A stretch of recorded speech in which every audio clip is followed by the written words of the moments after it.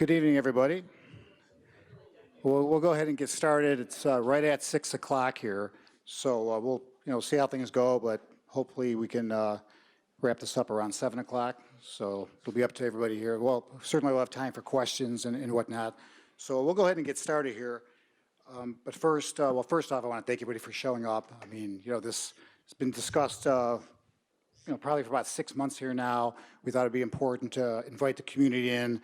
We have the mayor. I know I saw the mayor walk in. I just can't see her. There she is in the back. And now we have several council people here who I see who I've had some. Obviously, this has come up at some of the council meetings and whatnot. I provide recommendations, things that I think are good for Gates Mills, suggestions. In the end, it'll ultimately be up to the council to decide whether or not they want to move forward with a program like this. So certainly they're going to be listening here tonight. So just I want to introduce who we have in attendance here. We have Sergeant Mike Paluccio here. We have our prosecutor, Mike Cicero. We have Officer Dylan Hatoski, Sergeant Mike Day, and I see Chris Courtney, who works for the village, obviously. So I hope everybody had a chance to grab the handouts in the back. If you haven't, then you might want to get those. So here's what we have in the packet. So there's 3 separate handouts back there. The first one it's front and back. It's a little bit of a timeline, how this whole thing got started. On the back side of that, some program notes. The second handout is going to be some data from ODOT, Ohio Department of Transportation, regarding Mayfield Road. And the third one is a 2010 study on traffic cameras. So, it's not the most current, but yet, it still is relevant to today. So again, we'll go over some of that, and if you have any questions, we'll go ahead and see to it that everybody's heard tonight. So really, this whole thing got started back in July. It's something that I thought about several years ago. I just didn't feel like it was the right time, and through the pandemic and everything, I've seen it firsthand. I've talked to other chiefs. I go to meetings, and we all talk about the same thing. Speeding, reckless driving, all that. So it kind of got me back on the track. So back in July, I went ahead and had a conversation reached out to Dorian Grubaugh here, who's with Gatso Public Safety, and he'll go ahead and he'll give us the brief overview on the program from his end. So Dorian came in August, met with me and Officer Hatoski one-on-one. Dylan does a lot of our traffic safety initiatives, so that's why he's over here. So we met, heard the program, was interested in the program. He was invited back in September to meet with the safety committee. He came in from Cincinnati, and I think he was pretty well received by the safety committee. They gave a recommendation to pursue it further. That was made at the following council meeting. Dorian once again came back and gave a presentation October 12th, the October council meeting. And we're moving forward here, and the first reading was November the 9th. So I think what I'm going to go ahead and do right now is just kind of turn this over to Dorian. He's been here 3 times, so we just have him on Zoom here tonight. And he's going to give a brief overview on this program here, and then we'll kind of get into some other things. So, Dorian? Thanks, Chief. So just to give everyone a brief overview, what the chief had us come in and discuss was traffic photo monitoring enforcement program. Probably just like you've seen in other communities around you, similar to Parma, to Walton Hills, Newburgh Heights, Lindale, and some others starting tomorrow, the same as Mayfield Village. So I know they wanted to control the speed, and the program simply is able to come in and install speed cameras on the main route there that the chief was talking about, the speed problem and where it was at, where they have trouble running traffic. And the cameras would be able to go in, and the program would essentially, the cameras are watching the roadway. Cameras put out radar for enforcement, but are basically monitoring all the lanes of traffic, and they're tracking all the moving objects that go past the view of the camera. They can track 32 moving cars simultaneously across 6 lanes of traffic while in its view.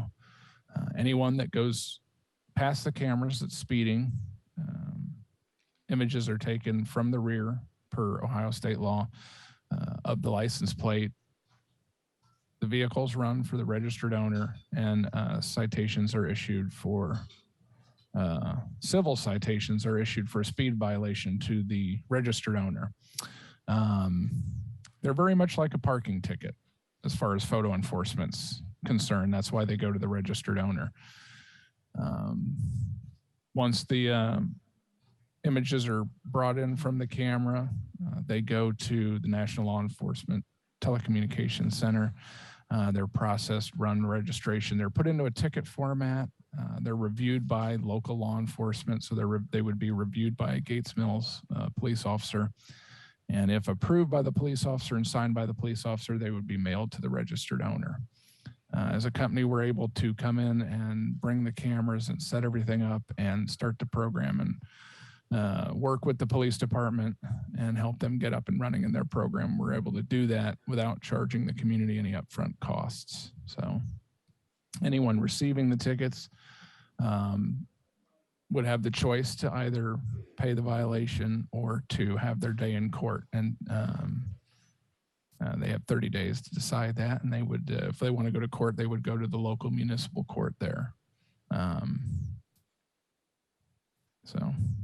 Our company handles pretty much, it's a turnkey program. We handle everything from bringing the cameras in to the construction to the upkeep of the cameras, all the back end processing, running the plates, putting stuff in a ticket format, doing all the mailings for the police department, collecting all the funds for the municipality, doing all the finance reports, doing all the bookkeeping, so that no additional burden is put on staff for our clients. We're able to do all that for just a percentage of what the program brings in, and that's how we pay for our end. That's how the program pays. It's a violator-funded program, so that the municipality doesn't have to outlay any resources or dollars to get it going. These programs have seen a high success rate across the country. They're recommended by the NTSB back in 2017 with a national safety study on traffic safety. They were also looked at and rated well by the Institute for Highway Safety. Just this year, there was a bill signed that actually allows funding, federal funding, to be used to gather and utilize this technology, which all the way up until this year was not applicable for federal funds. So I think everyone's seeing the statistics and the data that it does slow traffic down. On average, most roadways that police find to be heavy traffic and high volume of accidents usually wind up having anywhere from a minimum of 10 to 15% of the motoring public, the daily traffic going well above 10 miles an hour over the speed limit. And the goal of the program is to bring that percentage down to 1% or less at that 10 or over the speed limit. And in all the programs I've seen through my 8 years in this industry, after 20 years in law enforcement, every program I've worked has reduced speed and accidents by a tremendous amount. So I'm happy to answer any general questions or any specific questions that people have, Chief, or anything that anyone needs to know.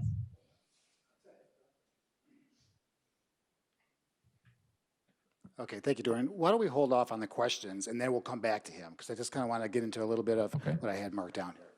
Okay, yeah, we'll get back. Thank you, Mr. Stewart.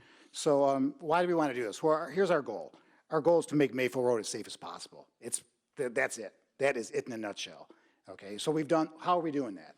Well, after several years, we finally worked with the state. We were able to secure a grant for funding, and you see what's going on at 322 and 174. So we've really improved the intersection down there. So we think that'll help a lot.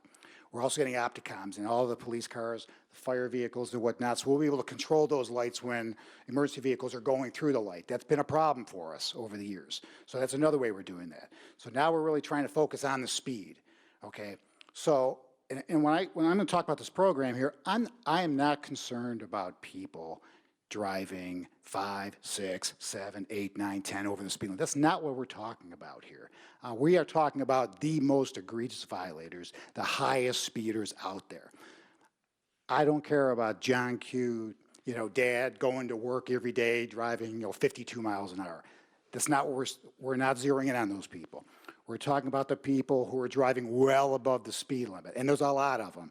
You can look at that data right there, and it's all right there spelled out for you. This is what we've seen. This is per the ODOT data, not ours. Although we did our internal data, and I'll have Officer Hotowski talk about our internal data, and it mirrors exactly what we found out from the state. So that's the reason why we're doing it. It presents challenges for the police officer, and Officer Hotowski is going to speak to that as well. Number one, we're a small department. We can't always be out there on 322. We can't. And quite honestly, that's where our heavy volume of traffic is. That's where our speeding takes place most of the time, and our accidents are occurring. We can't always be out there. If there's 2 officers on the road, that's 50% of our workforce. Okay, and I get more complaints about 322 traffic than any other place in the village. And we can't, we're tying up half of our resources by enforcing traffic out there. But along with that, we have a lot of challenges. It's very difficult to run radar on 322 for a lot of reasons. There are no pull-offs. There are no good places to sit for radar. As you can see, the state, reduced the speed limit years ago from 50 to 45. If an officer is running radar at a location and a car goes by at 60 miles an hour, if the officer has a chance to pull out, he's going to have to drive 90 miles an hour to catch up to that vehicle. Okay, it's very difficult from a stop to catch up, go above and beyond the speed limit, possibly getting into a pursuit that we don't want to see down here. It endangers not only the officer, but to the public, right? So, that presents a lot of challenges as well. And if an officer should stop a car on 322, he is blocking an entire lane of traffic. That's a problem. The officer and the motorist who he's stopping is a sitting duck on 322. I've seen it myself. I've been hit before by a snowplow. The snowplow blade went right through my front door. And, it was the back door, which is probably one of the reasons why I'm here today. But if it was the front, who knows what would have happened to me personally. But I had that experience several years ago. So I do believe this is something the council should consider. I think it makes a lot of sense. I would not be in support of this program if it was on Brigham Road, Gates Mills Boulevard, some of these other areas. We're talking about 322.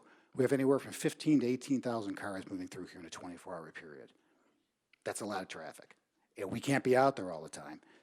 That's obvious. And, when we're out on Mayfield Road, we're not in the neighborhoods. We're not addressing the speeding problems that are going on Battles, Old Mill, Gates Mills. I get them all the time. So, it's going to help us provide more of a service to our residents by allowing us to be out in the neighborhoods even that much more. So that's another little bonus. And Dorian covered some of this stuff. I'm not going to go into all this again, but, we do believe it'll should reduce some complaints, reduce accidents, injuries, risks. There's possibly even reducing road noise. I get a lot of complaints about the road noise out there. Well, if you're not driving that fast, obviously the engine's not running as high, and that should help reduce the road noise. Signs would be scattered throughout the village, which could also reduce speed on other roads. And Dorian, correct me if I'm wrong, we'd have to post these signs in various parts of the village where it could have, an effect on other roadways too, without that area being photo enforced. So I think that's correct. So, let's say, we had, a camera or a sign photo enforced on Sugar River Road. It's not going to say where the camera is on Sugar River Road, but, again, they may think they're going to be going by one of these cameras on River Road. So we do think there's a benefit to that on the other roadways as well without having cameras present. So, so those are some of the pros that I see. Are there some cons that I see? Well, possible negative public perception, which is one of the reasons why I think we're here, to explain and educate the people why we're looking at doing this. I'm not concerned about that because I think I have the data, and I think our community is, tailor-made for this on 322 for the reasons why I just spelled out. Again, I would not support this in other areas of the village. It's manageable. We can handle that, but we need help out there on 322. We just do. So the other con I see is, some people think there's government overreach. I can't, there's nothing I can do about that. I will say cameras are everywhere now. They are everywhere. There's 27 in Hunting Valley, not these types of cameras. We have 5 other cameras in Gates Mills. Mayfield Heights has them. They are all over the place. And, they're not going to go away. So, I can't tell you how many communities are, installing cameras, flock cameras, which we have 5 of them, like I mentioned. And we're not the only community doing this, just in the Northeast Ohio. And this is one of the reasons why, and we reached out to other vendors as well. The reason why I liked this company here at Gatso is for a couple of reasons. They have a great footprint here in Cuyahoga County. Walton Hills,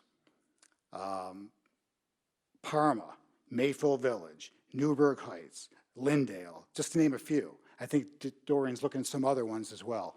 So all of those chiefs, all the administration there, they went ahead and looked at all these companies even before we did, and they all chose Gatso. So they have a real nice footprint and great reputation here in Cuyahoga County. And I'm going to let Mike Cicero, our prosecutor, talk about this.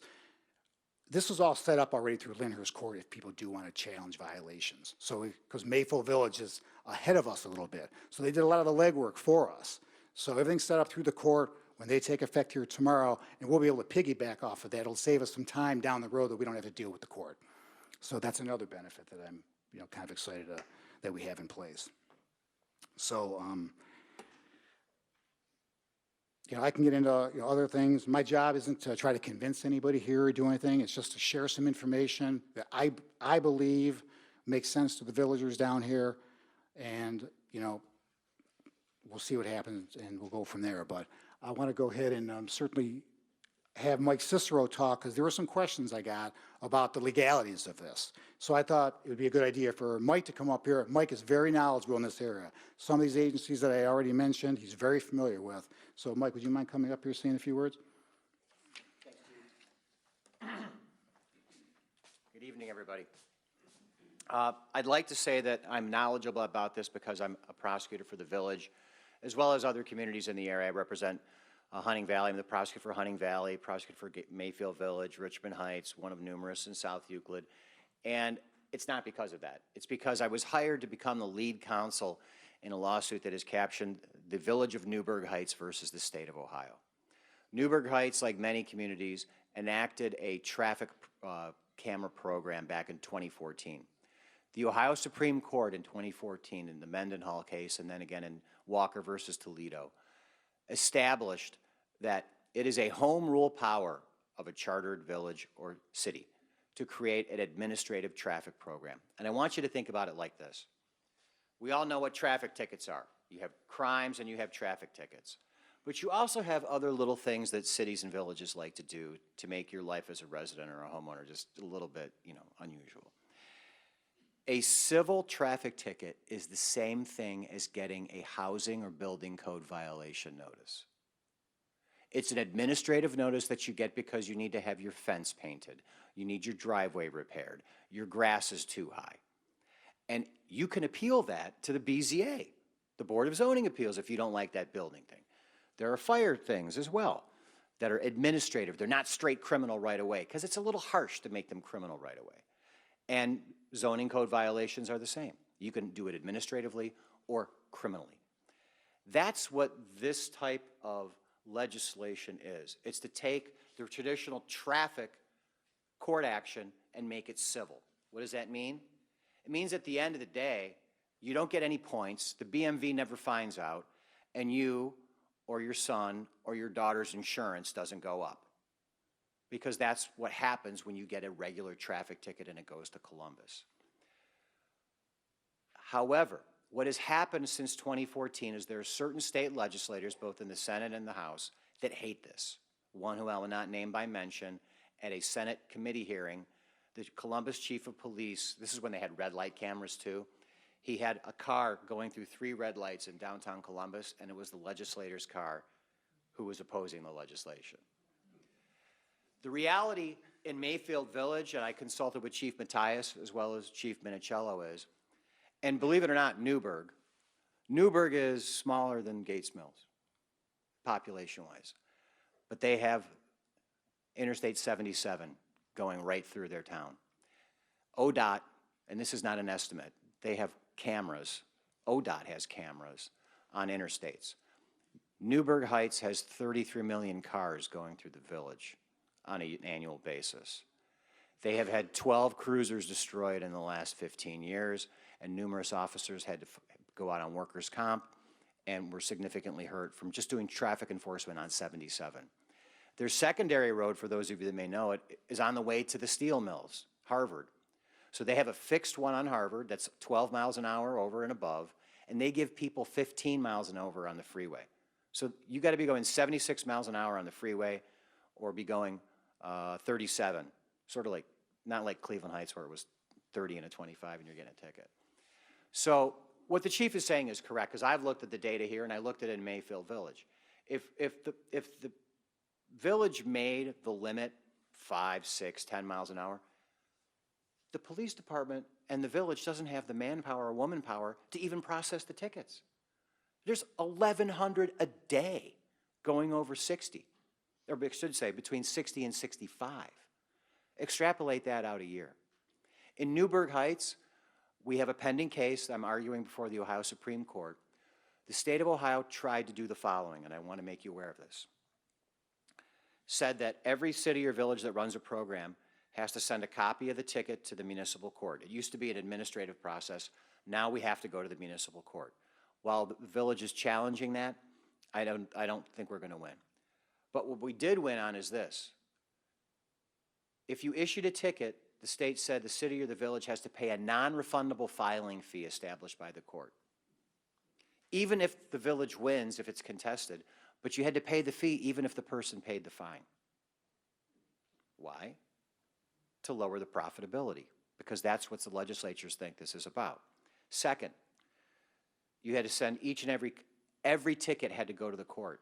Why, if the person can pay within 30 days, if it's not contested, why are you creating work for the court? And then every dollar you make on your program, the local government fund, which is made up of all the sales tax we all pay, it goes into a fund in the state, and the state meets it out to cities and villages. Every dollar you make on your camera program is reduced by $1 in that. So this isn't just about small burbs doing this, and I want you to understand that. I'm arguing on behalf of Newburgh Heights, and they consolidated a case for East Cleveland, and the East Cleveland law director wants me to argue on behalf of East Cleveland. Newburgh Heights doesn't care about a local government fund. They get $60,000 a year, and I'm sure we don't get much more. We're a small village. East Cleveland gets a lot of money, but it's not just them. Dayton is right behind us. I'm in essence arguing on behalf of the city of Dayton. Toledo's right behind them, and Akron's right behind them. We got the first case to the Ohio Supreme Court.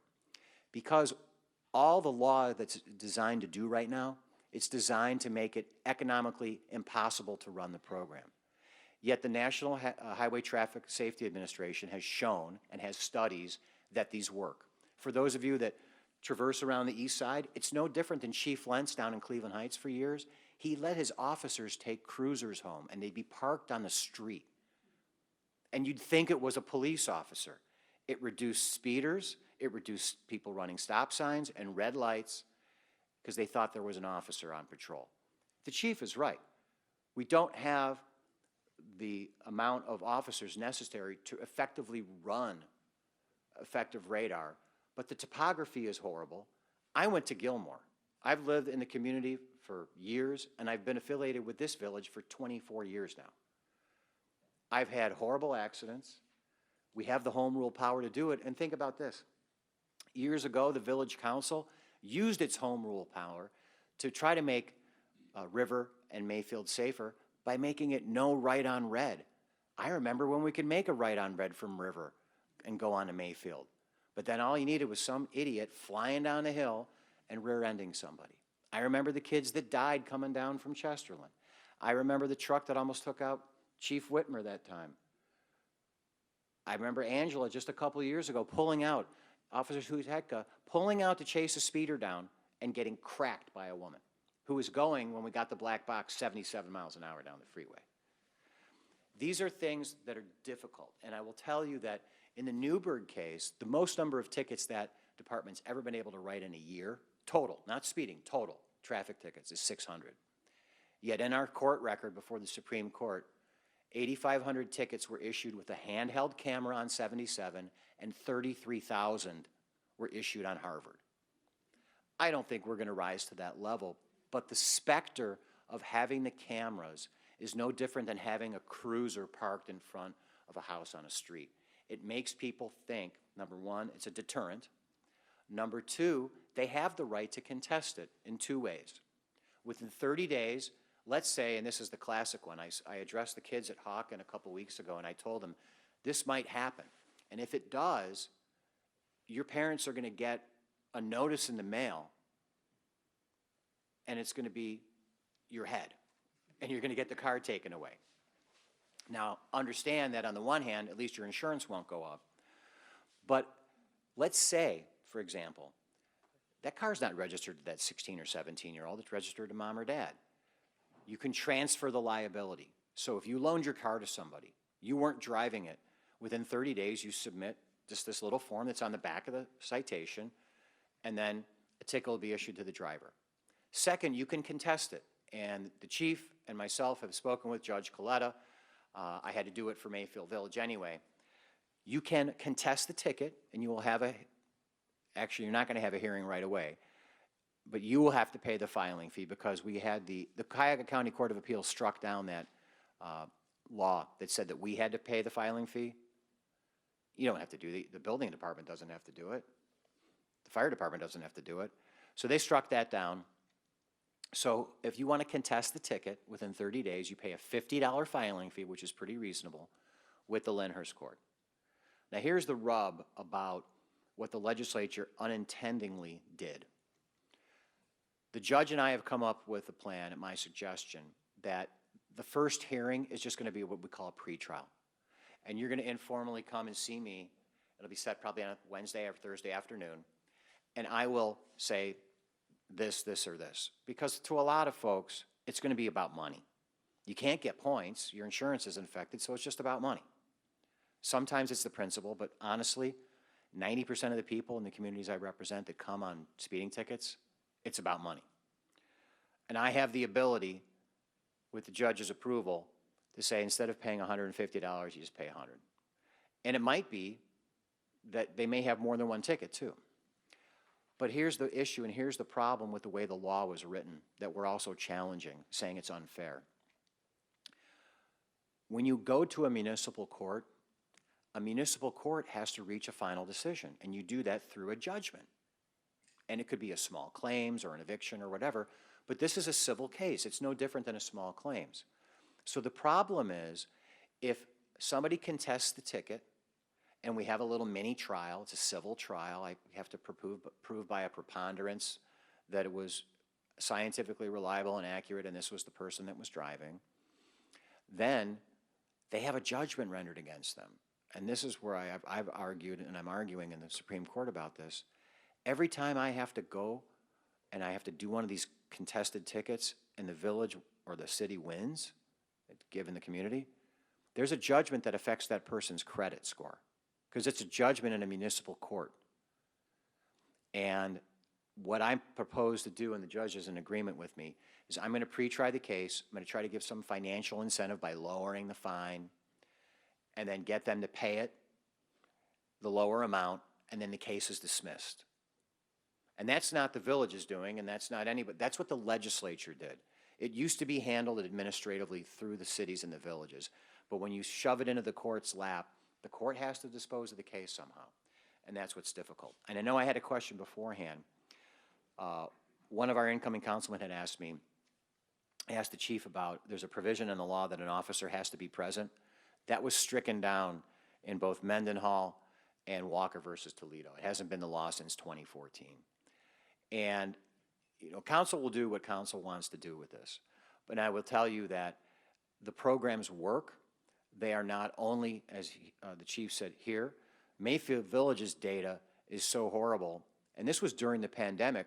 Chief Matthias sent an officer to sit in his cruiser just to be visible. And then he told them, get out of the car and make it look like you're running radar, and within 10 minutes you got hit by somebody. That's what happens, and that's what you don't hear about a lot with traffic enforcement. The topography of Mayfield Hill, the fact that you can't pull anybody over in reality, probably till you're in Chesterland or Mayfield Heights, or almost in Mayfield Heights, depends, is difficult. And the risk that our department faces is significant given the layout of the road. And again, the chief alluded to it. I had a young man come in years ago and say, this is wrong because the speed limit shouldn't be 45, but this is not just a state route, this is a federal route. Mayfield Road starts at Euclid Avenue and goes to Atlantic City because my father told me that he and his friends did that when in their young days, when he worked at Bobby Brooks, for those of you who remember Bobby Brooks. So it's a federal route, and as we know, or maybe you don't, we don't even plow it. ODOT has to plow it because it's a state route, federal route. And I always tell people, you want to be safe going to Gates Mills or Chesterland, go down Wilson Mills or Brigham and go down Old Mill because we'll take care of it. ODOT doesn't take care of it. But we petitioned, the village petitioned ODOT to lower the speed limit because the lawful speed limit on that road, it was 50. And we asked, please lower it because people were having crashes. Other than another city where I grew up, Shaker Heights, the horrible intersection of Chagrin, Warrensville, and Northfield, go by there and see what it looks like. The Somerset's Hotel's no longer there. R.H. Hamed Ruggs is no longer there. Van Aken looks weird. You can't go from Northfield onto Van Aken anymore. You can actually make a left turn southbound on Warrensville to eastbound Chagrin. I was flabbergasted. Why? Because that intersection was the most dangerous intersection in Ohio for crashes and severe crashes. And let's be realistic. If you lose it on this hill, there's going to be severe consequences, not just to property damage, but to human life. And if there's something that can be done, in my legal opinion, not my moral or personal opinion, if there's something that can be legally done to deter speeders, the better off we all are. And I am here to tell you that when I argue before the Supreme Court, it's not just upholding the decision that we were able to obtain in the Cuyahoga County Court of Appeals, because I always ask officers, how many counties are in the state of Ohio? Does anybody know? No. Legally, there's 88. In reality, there are 87 in the great state of Cuyahoga County. We do things in this county that don't occur anywhere else. We have 14 municipal courts. The most any other county has is 3. They're like little fiefdoms, and we do unusual things, many communities, not a lot of regionalism. But would you be surprised to know that in the very conservative Court of Appeals, the 2nd District, which is Montgomery County, Dayton won their challenge to this law as well.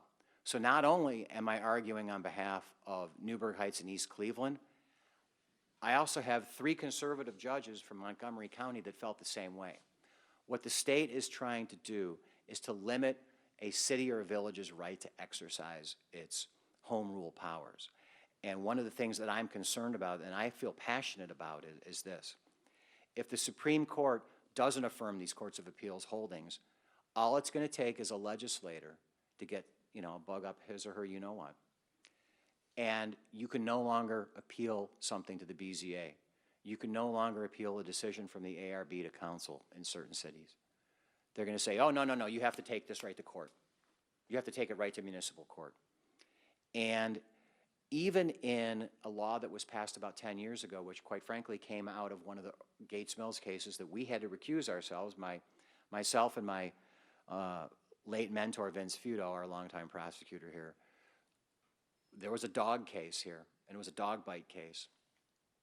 Did you know that we can't charge you criminally when your dog bites somebody the first time? We have to label it civilly. Is it a nuisance dog, dangerous, or vicious? There's a right of appeal of that designation to the municipal court. And by law, guess who has to pay the filing fee? The dog owner. So we're confident that these draconian and negative provisions that the state put in are going to be stricken down, upheld as being unconstitutional by the Ohio Supreme Court in February.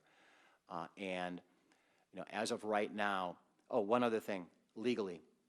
And Dorian, we use LiDAR on these, correct? Gatso? Is it LiDAR? What is it? No, it's instead the stationary cameras that we're talking about for Gates Mills are radar. And Okay. anytime you go above the road, you want to use radar. All right, so scientifically and legally, in the state of Ohio, the Ohio Supreme Court found that stationary radar is scientifically reliable and accurate as a matter of law. You don't need to know it by make and model. All you need to do is to have somebody testify periodically that the machine was in good working order.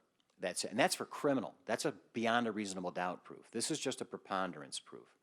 But again, the goal is not about number of tickets and making money here. If somebody comes in, I don't want to have them to have a judgment against them.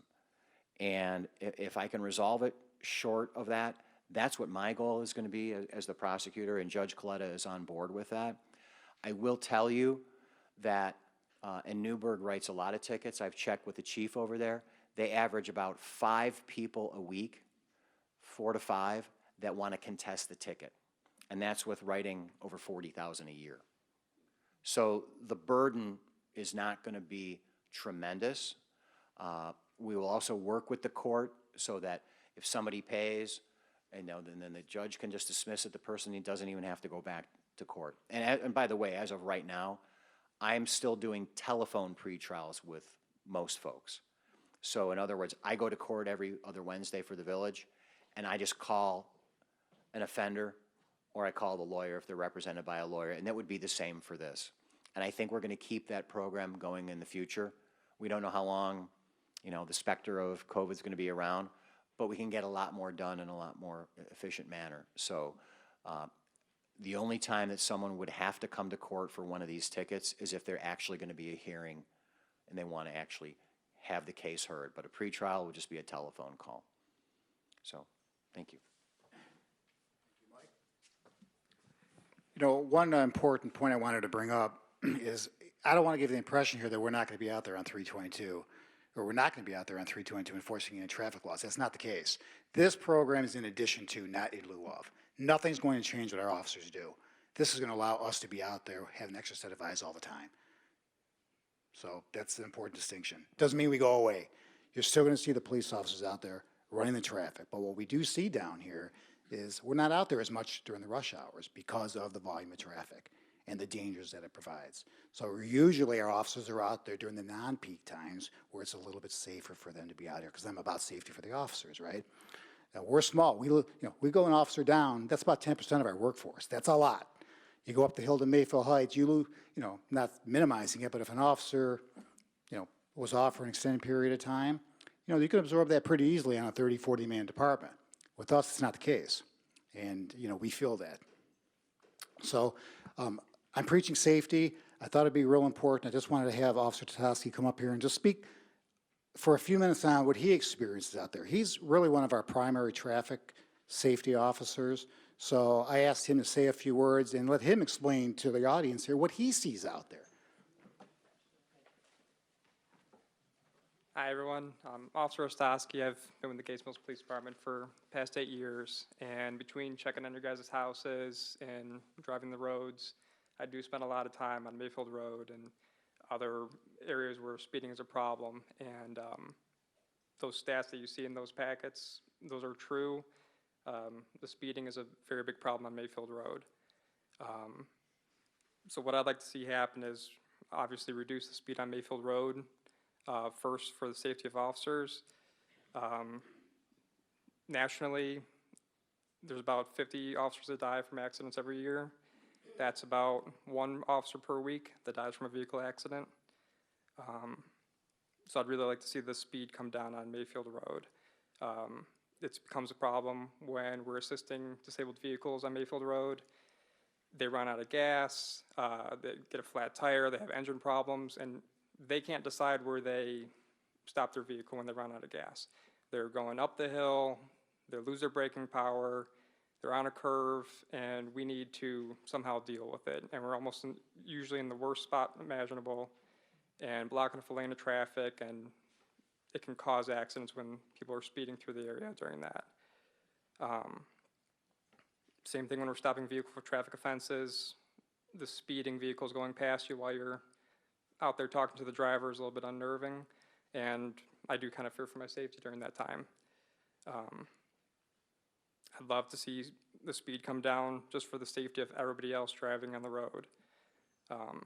Distracted driving is the leading cause of accidents in Ohio, but it's followed closely by speeding. And these go hand in hand. Excuse me. These go hand in hand because the faster a driver is driving before a crash, the less likely it is that they'll be able to get to a survivable speed, even if they have a chance to brake before. For the past 6 years, I've been a part of the accident investigation team, so I've seen many horrible accidents out there. I've seen vehicles just mangled. Luckily, the last fatal accident we had on Mayfield Road was 3 years ago. Speed was a factor in that. It was the cause of the accident there. If that driver was going a little bit slower, he may have had time to hit the brakes sooner, to gain control of his vehicle and not die that day.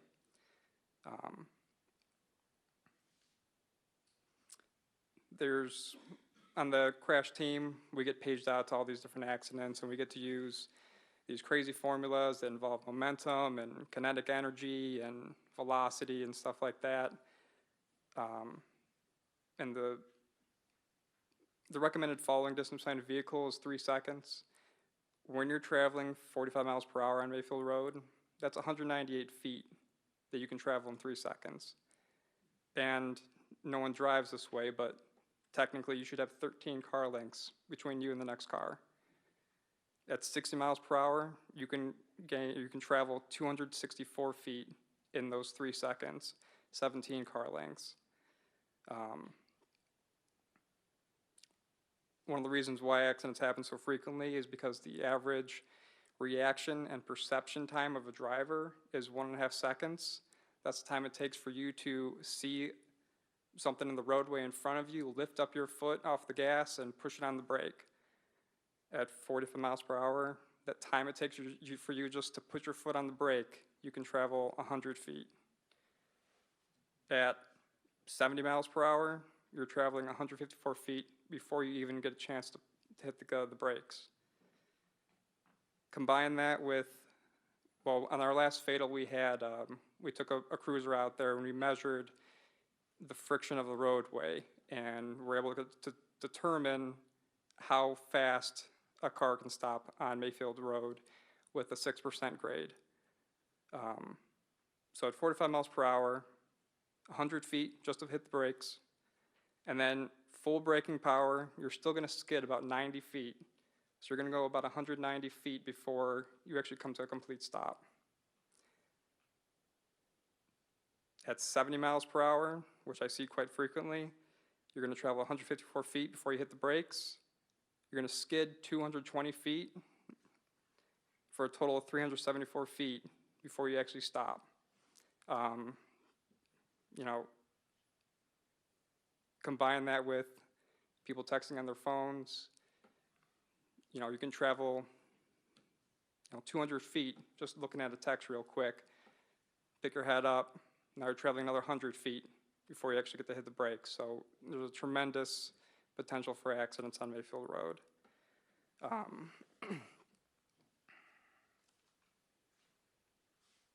So if we can reduce those speeds, we can reduce the speed, if there is an accident, the speed of the impact when the two vehicles make contact. There's a general rule of thumb that for every 1.5 mile per hour you're traveling, you're going to cause 1 inch of crush damage into a vehicle. So if you hit a vehicle, T-bone it at 35 miles per hour, you're going to go 24 inches into that passenger compartment of the vehicle. That's just at 35 miles per hour.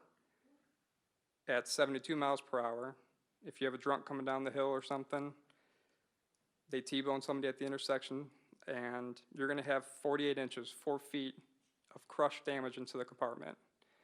it's going to be instant death. So obviously, speed is a problem, but what makes it hard for officers out there is, like Chief said, we can only enforce it during non-peak times. It's extremely difficult to pull out anywhere on Mayfield Road during rush hour. Not only is it difficult to pull out, you clock the first car doing 70, and there's 10 cars behind it. I'm not going to start turning on my lights and causing accidents trying to get people to pull out of the way so I can go after that one car. Like Chief also mentioned, there's limited areas to sit on Mayfield Road. You have the bottom of the hill, you have a few other areas that we can sit. They're not ideal for getting out and going after cars. We also have the ability to use moving radar. So we have a radar in the front of our vehicle while we are traveling down Mayfield Road. There's a car coming towards me. I can get its speed. I see the car doing 65, but by the time I can actually reach a median in the roadway, turn around and go back after it, the car's gone and I lost track of it. So, you know, in the past 8 years here, I've written well over 1,000 tickets. I could have probably written 3,000 by now if I could actually caught up to those vehicles. And then I'm not for or against the traffic cameras, but if there's less speeders on Mayfield Road, it's more time that we can devote to the village roadways and your homes, and less accidents we have to focus on Mayfield Road.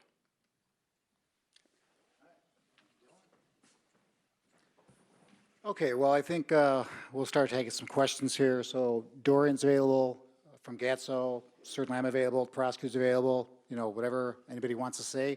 If you have a question, we ask that you come up and talk into the mic so everybody can hear you, and it'll pick up on the audio as well. Mr. Stewart. I was going to, it's Brent Stewart.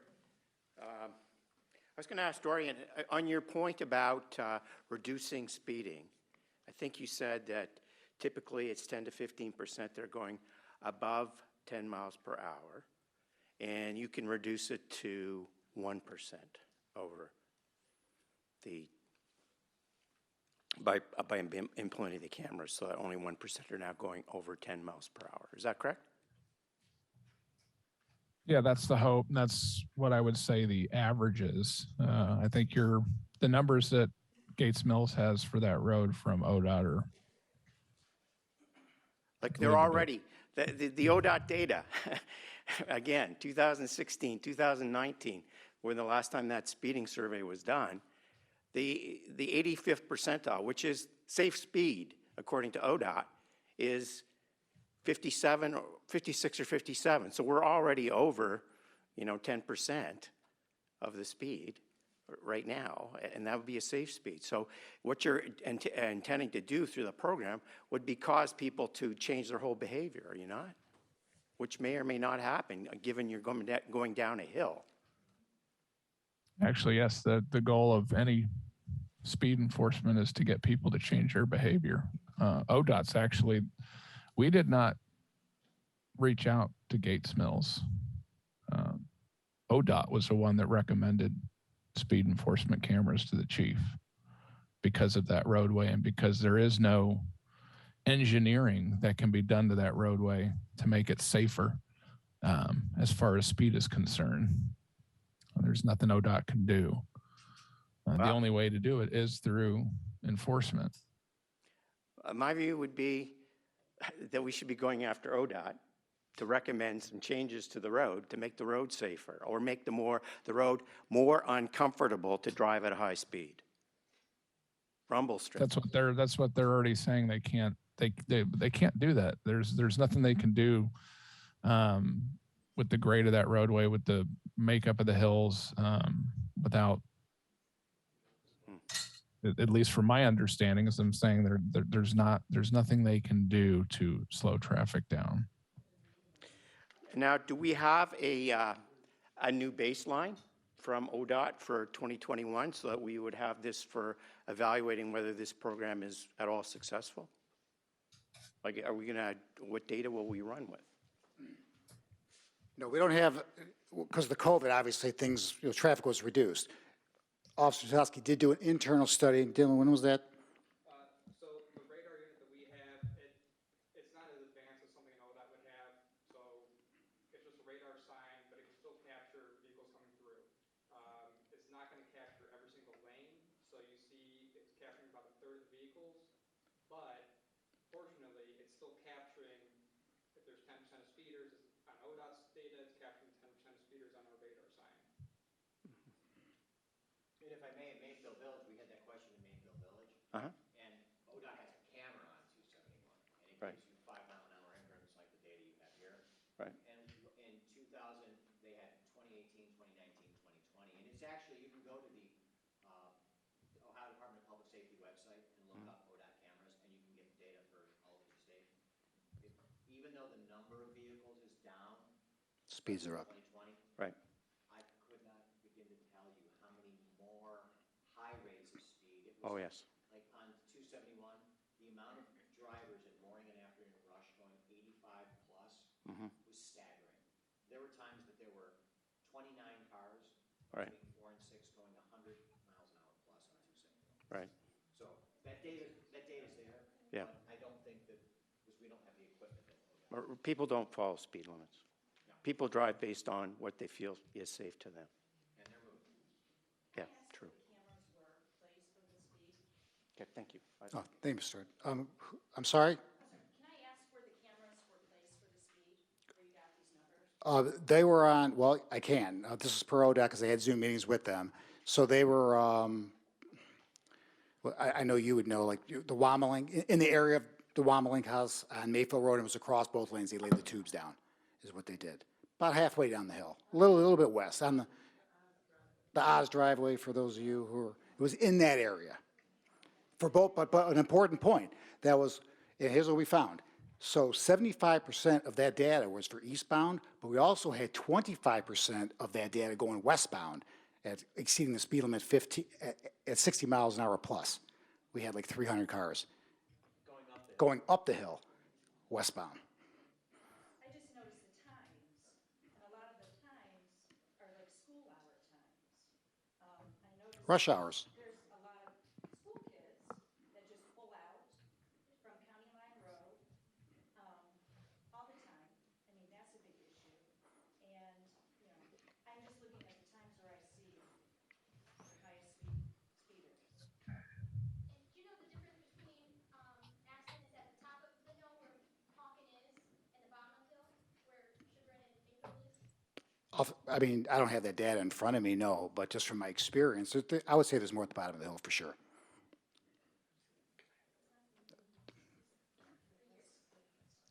Hi, I'm Chief Robinson from the Fire Department, and I'm kind of like the IT guy, and I'm not an IT guy. Okay, so we are recording this so that it can be posted on the village website. It's extremely important that if you have a question, you walk up to the microphone, because even though we can hear each other across the room, the microphone is not picking it up for the recording. So please, that's why we've got the microphone, and we want your comments and your questions. So to get those recorded, please walk up and speak into the mic. Thank you. Real quick, if I could jump in just to go back to the previous questions. So if just for example, if our cameras were installed, moving forward, data would come directly from the cameras. So the police department would be able to gather basically traffic studies from that. The cameras are actually running high-def video 24/7 and monitoring each lane all day. Is counting actually every moving object past it, and it's logging its speed. So you could go for a 3-month period of time, 6 months, or over the total year, and we would know exactly how many cars, trucks, or motorcycles went past the camera, because the cameras actually can also break them down, whether it be commercial vehicles or regular passenger vehicles or motorcycles. And we would be able to tell them whatever time frame that the village wanted to know the information is, how many cars went past the camera, and what the speed of every car was, and then break it down from there to how many were violations and how many were not. And you'll be able to tell exactly how the program is doing at intervals throughout the program and what the speed is being reduced by those numbers. Anybody want to come up to the mic?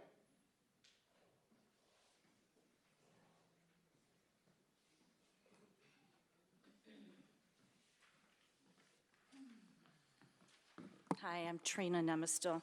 Can you tell me the difference in the amount of speeding tickets for your radar versus your traffic signals that detect radar also? Do they not accomplish the same? I don't understand what you're asking. Okay. You have The difference- speeding signs that detect how fast you're going, and they flash. And usually that slows people down. So I want to know what the comparison is with those versus the comparison of how many tickets are given. The ratio, I guess I'm getting at. Oh, I get it. Yeah, we don't actually, we do not manufacture nor do we run any flashing speed signs. Okay. And then also, I've been thinking, if I don't get points for a ticket and all I have to do is pay a fine, I mean, you're kind of defeating the purpose of, if my insurance company calls me and says, hey, I'm getting too many tickets, you're not going to be insured, I'm going to slow down versus, well, I'll just pay $100 each time. Who cares? Well, that's just it. And in Mayfield Village, I can't speak for what legislation would possibly be passed by Gates Mills Village Council, but in Mayfield Village, I think the starting fine is $250. And it goes up from there.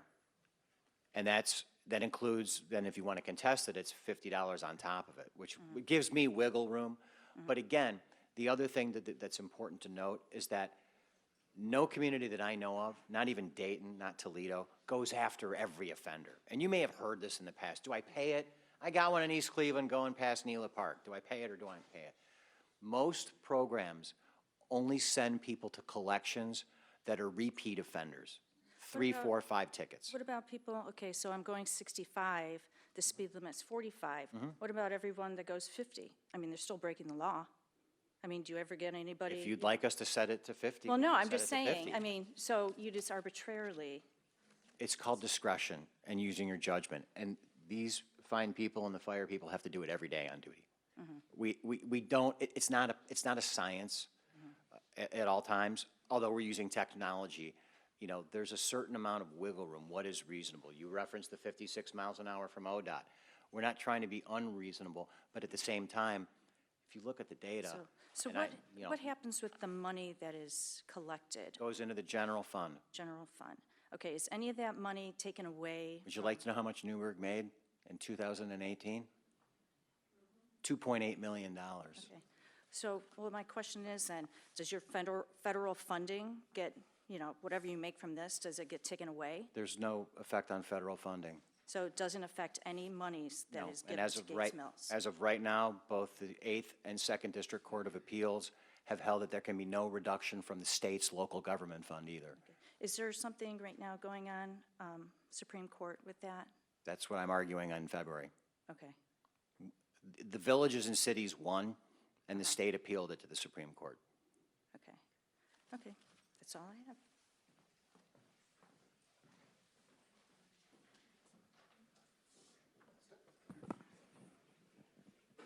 We'd like to hear from people, so feel free to step up.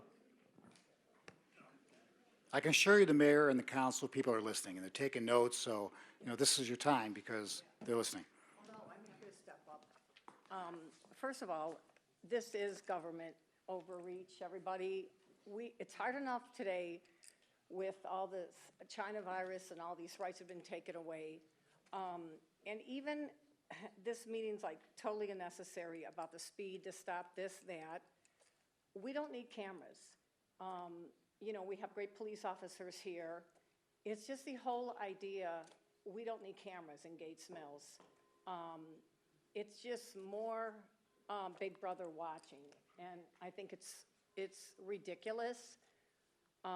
People are going to drive fast. It's a highway. I live on Mayfield Road, right by St. Francis Church. I don't hear a thing. It's quiet. I've seen one accident in 32 years. I see where you all stop cars right in front of my house. I'll see the lights or the dog starts barking in the picture window. This is all being blown up so much. And frankly, you guys are it is gonna cost a lot of money. You're saying it's only initially, that's not true. If you're making, and why, we pay $10,000 a year in taxes and we don't even have garbage pickup here. You know, all this money, somebody picked my garbage up instead of us having to pay for that in Gates Mills, which is ridiculous. And,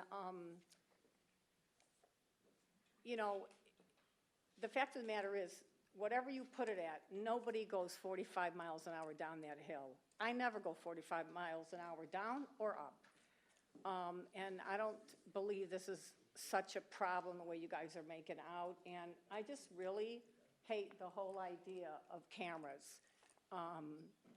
You know, it's just an overreach. And it is a government overreach. That's how I feel about it.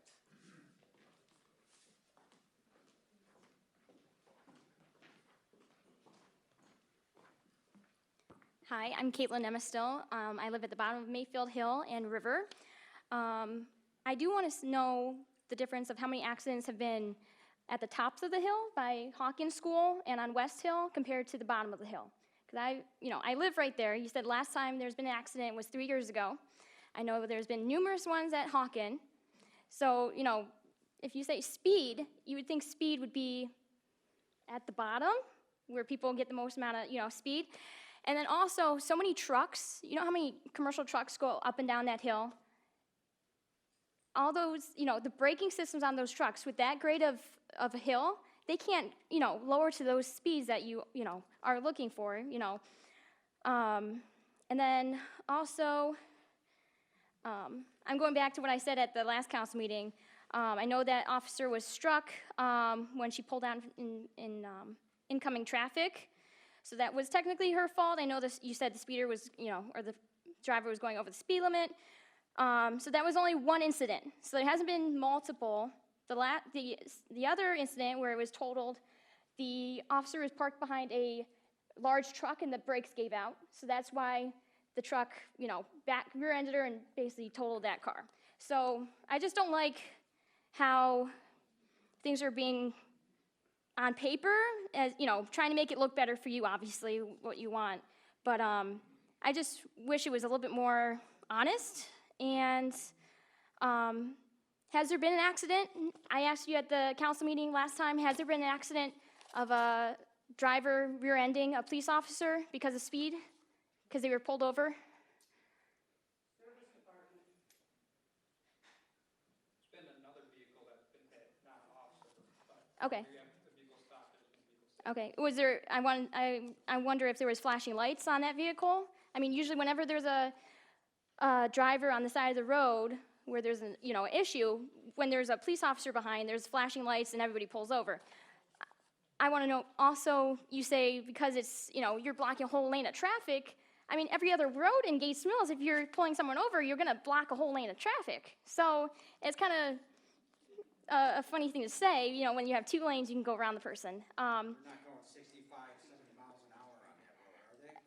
Well, They go 50 at least on the river. they go 50. Yeah. Most of the accidents I mean, are at Mayfield and River.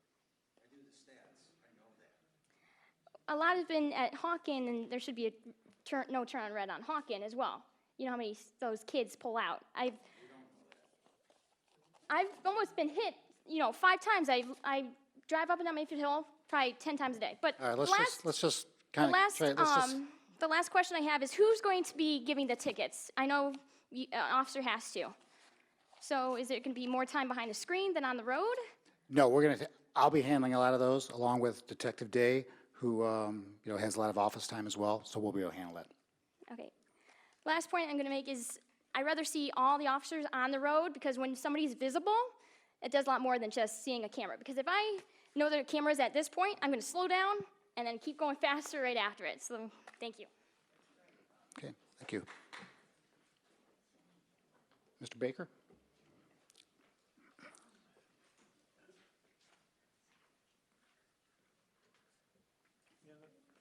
I'm Charlie Baker, live on Echo Glen, also have some property on Mayfield.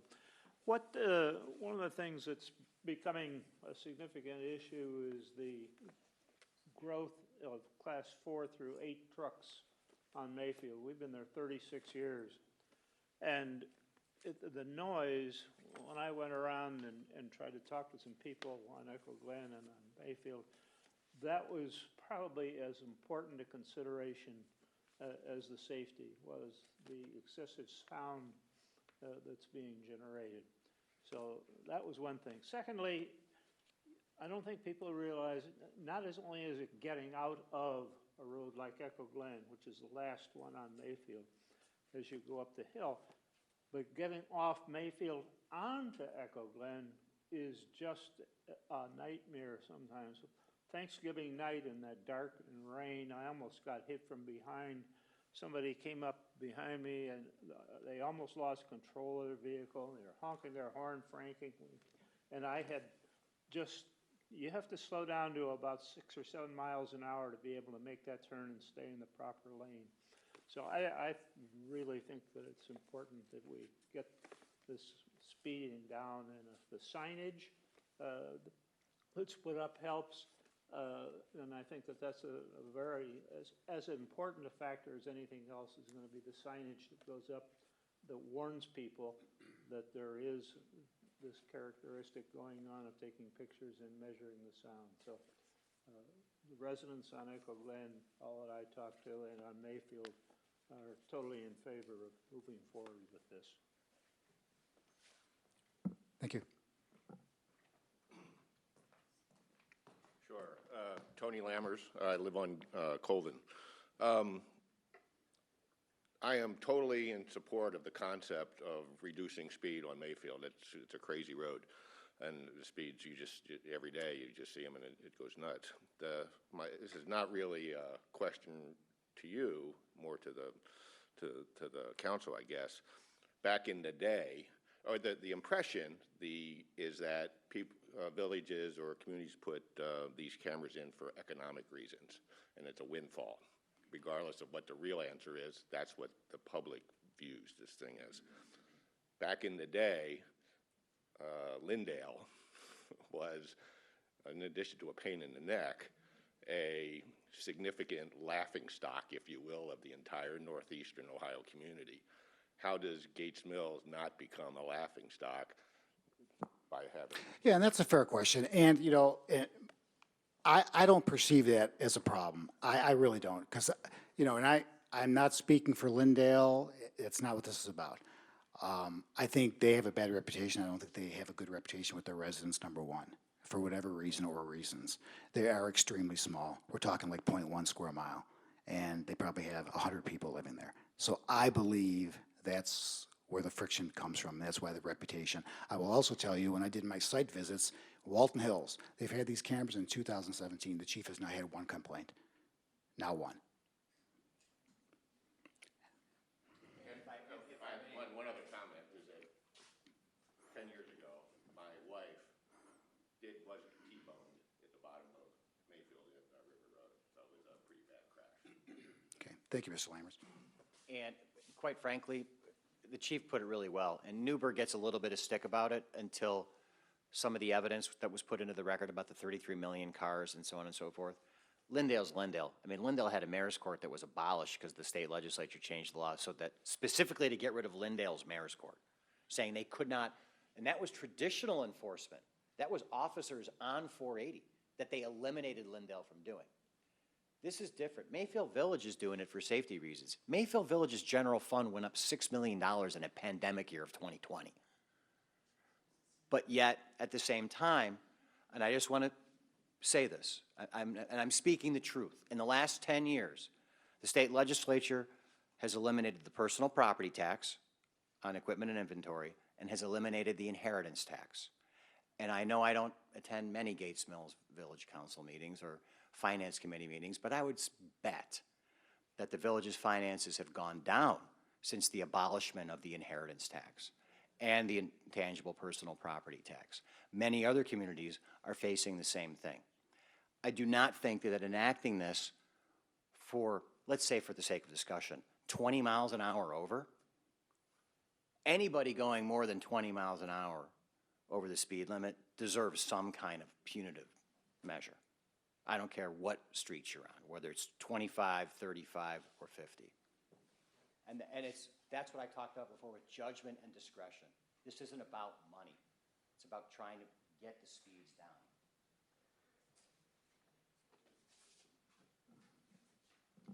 Mr. Broom? Hey, Scott Broom, live on Battles Road.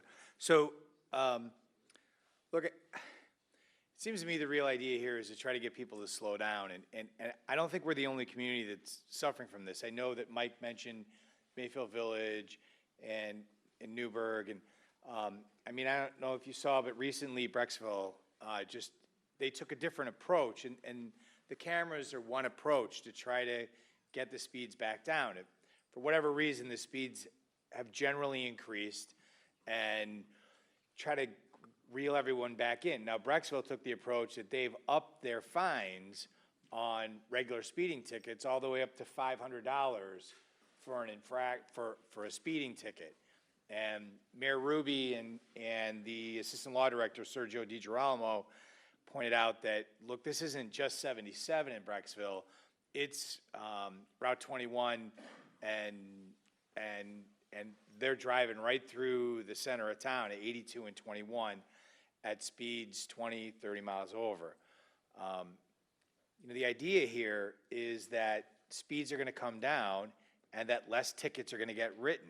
And that's what Dorian's hope is that less tickets are going to get written, that it's going to, people will realize it's there. And I don't know if any of you have ever had a ticket from one of these cameras. I have.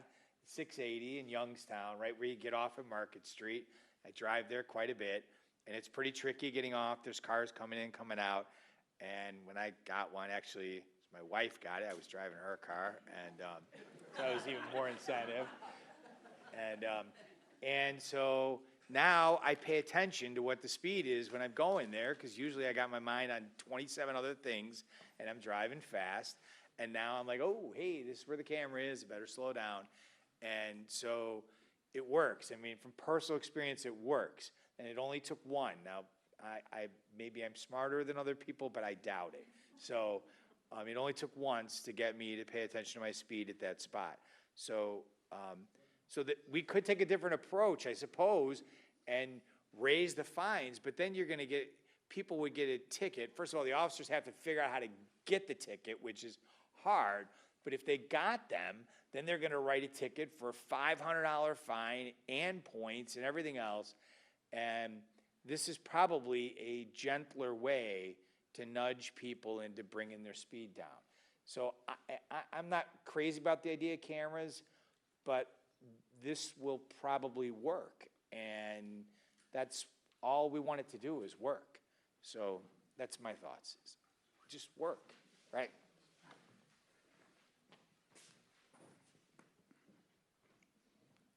Don't be shy.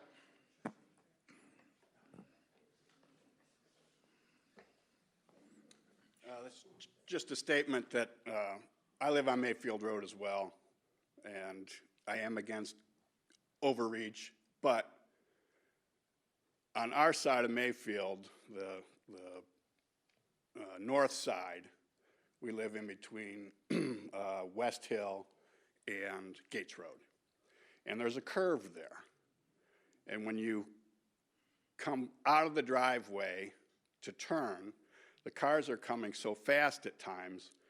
During the day, it's difficult to see them coming around the corner at speed. At nighttime, it's no problem because their headlights are on. But the sight line for us is not good. So when you get a car going 60, 65, it's an issue. And then same, you know, pulling in the driveway where you have to look in the mirror and make sure you're not going to get rear-ended. But just need to get people slowed down in that area. I'm not for government getting in our business, but I just need them to slow down a little bit. Thank you. Okay, thank you.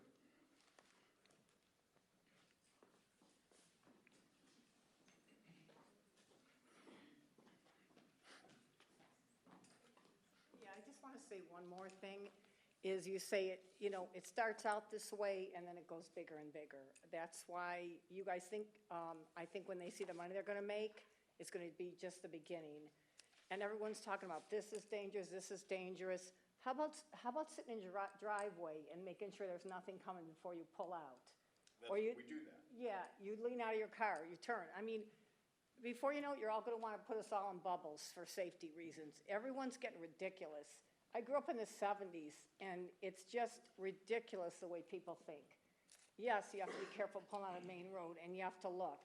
And if you got a problem, cut your trees down or something so you can see out your driveway. But this is ridiculous, and this really isn't about safety. It's about money, and and you start with the cameras, it's just the beginning. It's gonna be worse.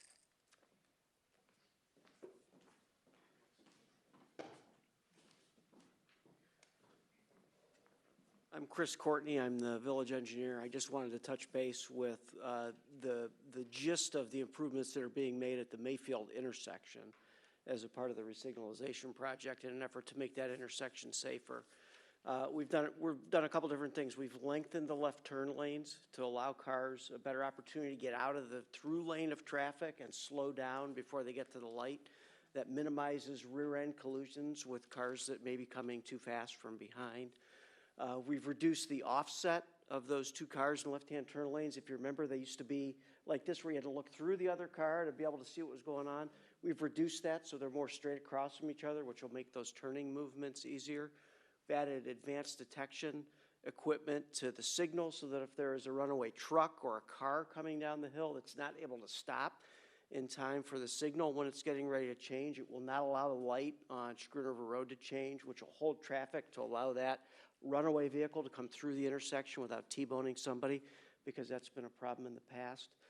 The speeds on the road really jumped up substantially after the resurfacing project that was completed about 6 years ago. Prior to that, the road was slightly narrower, and it was in far worse condition. So when you mentioned trying to make the road less comfortable to drive, kind of naturally did that until it was resurfaced. Now there's a brand new surface on it. There's 6 more inches of width on either side. Those things serve to accelerate the traffic, much like putting in a brand new sewer pipe helps to accelerate the water. If you build a nice, smooth, flat roadway, people are going to drive fast on it. And that's what we're seeing the byproduct of it right now. We did widen the lane slightly in an effort with that project because we had sideswipe accidents that were occurring before that because people were driving too close to each other. So we tried to give them a little more elbow room. So anytime there are traffic conditions, traffic accidents of a certain type, there are certain design components that we try to build in to eliminate those. To try to make the road less comfortable for people to drive it right now would be very expensive. We couldn't just put in a series of rumble strips down the street. Imagine the noise complaints we would get if you've got rumble strips up and down Mayfield Road. That would be very noisy. It'd be difficult to put in traffic calming measures like speed bumps, turtles, you know, traffic circles, those sorts of calming devices because of the slope and the speed. It would be very difficult to maintain that roadway and pass traffic on it with having those traffic calming measures in. Anytime speed is accelerated, reaction time is decreased, and the potential for accidents increased. The gentleman that mentioned pulling out of his driveway, he cannot physically see any further around that curve to make a safe turn possible. When a car is going 45 miles an hour, it gives him enough time to see it, in time to turn out ahead of it, and get up to speed before being rear-ended. If somebody's going 65 and he makes a right-hand turn out of his driveway, he can't see it when he starts to make his turn, and before he knows it, the car is right on top of him. The single most dangerous turning movement in an intersection onto a high-speed roadway is that right-hand turn into traffic that's coming from behind you. That is the single biggest point of conflict in a signalized intersection. So just a couple comments from things that I heard and some more history. Thanks.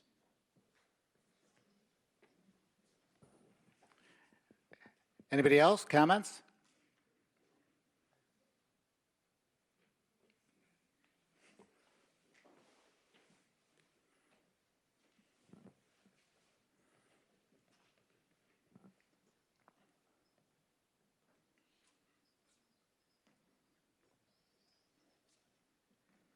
My name's Dick Bass, and I will tell you, I made a lot of money on people who could love to speed. I had an automobile dealership. And when you're bringing in cars and people laugh, I have no discretion, but I'll tell you, we had to pull the blood and the brains sometimes out of a wrecked car. So why you're so upset about being watched by what we create? I'm a speeder. I slowed down. I learned after losing a few friends. And think back. Going down Mayfield Road the other day, a little white sports car passed me up doing about 80 or 90. I don't know how fast he was going, but I was going 45 just before the crossover to West Hill. Can't we think about the fact that it's not money, it's your life? How would you feel going to a funeral for your son or your daughter or your husband or your wife just because you're worried about the city making money off a speeder? That's all I have to say. I made a lot of money off speeders. And it wasn't because I liked it, but it was my business. I think it's ridiculous. You got the best city in the area.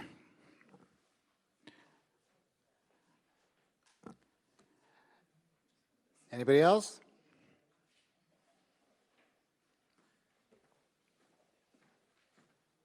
I don't know if it's been mentioned before, but just one other added benefit to this I could see is try as hard as we can. We try and patrol the streets. If your mailbox gets hit, there's a burglar in the area, there's some vehicle that we're looking for, this will capture all the vehicles coming down Mayfield Road. So if we need to go back last Tuesday at 12:30 at night, we can go and see and look for that silver vehicle coming through the area and find that vehicle.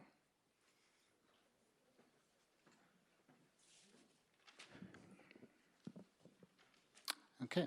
Any other comments or questions for anybody here? Now, this Sergeant Savage right here, he's working undercover tonight.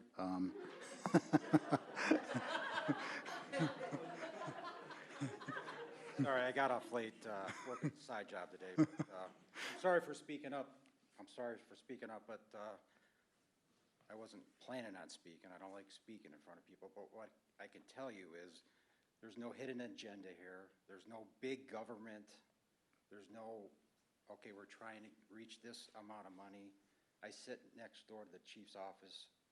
I hear the complaints all the time. Speeding here, speeding here. What are you going to do about it? What are you going to do about it? He's always thinking about safety for the residents. He's always coming up with things. And all this is about safety.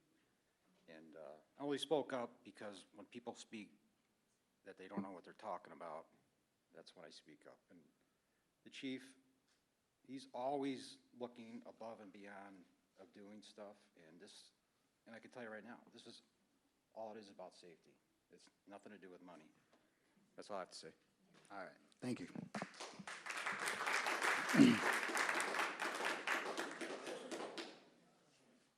All right. Anybody else?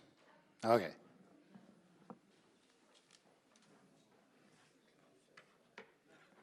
I heard a lot of rolling eyes, and it's okay. I want to make it a little bit more clear. It's not that I don't want safety. I do. I live at the bottom of Mayfield Hill. My family members are all in the fire department, so I hear about all the accidents. All of them, okay? So I know what goes on, but I just want to see more officers out there, even if they were just driving up and down the road on Mayfield Hill. I go up and down Mayfield Hill so many times a day because I work up in Chesterland. I go up to Mayfield for business and whatnot, and I just don't see officers on the road, even after hour, accidents. I don't see the chief at the accidents. I'm not trying to go there and whatnot, but I want to see more officers out there. I think that's what we need. We don't need cameras and officers seeing criminals behind a screen. I want to see them stop them on the street. How many times, you guys have stopped cars before, and they ended up being wanted for more things. you know, if you just see them on the camera, what's they gonna do? They're gone. And even drunk drivers, there's been so many drunk drivers. So that's my point, is not that I don't want safety or, you know, less speed. It's just the point I want to see a human and an officer out there, you know, patrolling, not just behind a computer screen, being stuck behind a computer screen, because I know they have so much paperwork to do already that they're up to their eyeballs in. I just rather see them out on the road instead of more behind the screen, that's all. So I apologize if, I apologize if it came off as rude before, but I just am frustrated because I want less behind a screen. You know, I want less of this. I'd rather see people in person than, you know, and I just think that would prevent a lot more when people actually see people. And like you said, the cars, you know, you see the camera, you slow down so you don't get the picture taken. You speed right back up. So that's my whole point. I just want to see, I love our officers, okay? I just want to see them out on the road more, okay? And Thank you, Kate. you guys give me a ticket next time if you pull me over. It's okay.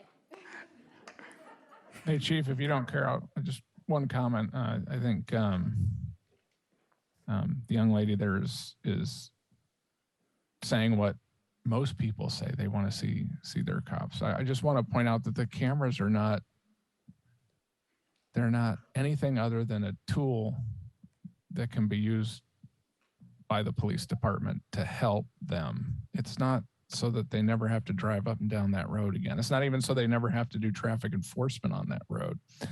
But they can't sit there and monitor that road 24 hours a day, 7 days a week. And I think they've finally gotten to a point where they think that the problem has gotten significant enough that they were looking at what technology is out there, and the cameras can certainly sit there when they're not able to. But that's all this is. You can't look at it as it's something that's taking over for something or doing a job, taking something away. That it's just another useful tool for them in traffic enforcement or traffic management. That's it. That's all it is. Nothing more than that.